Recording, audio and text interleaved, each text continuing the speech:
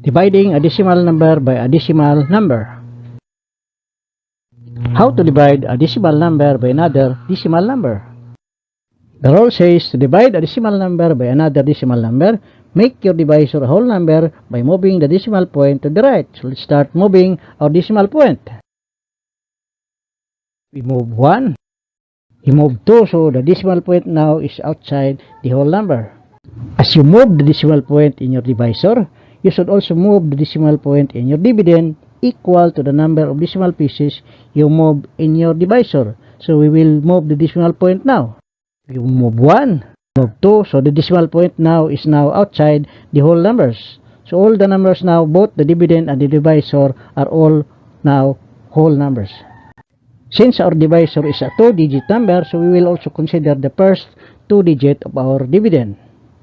First, we will determine the first digit quotient by having a trial multiplier.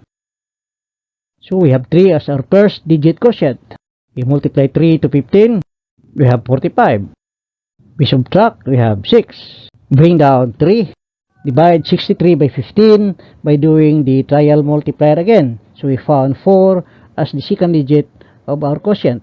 We multiply 4 times 15. We subtract 63 minus 60, so we have 3. Bring down the remaining 0, so we have 30. 30 divided by 15, so we have 2. Multiply 2 times 15. 30 minus 30, we have 0. So our answer is 342.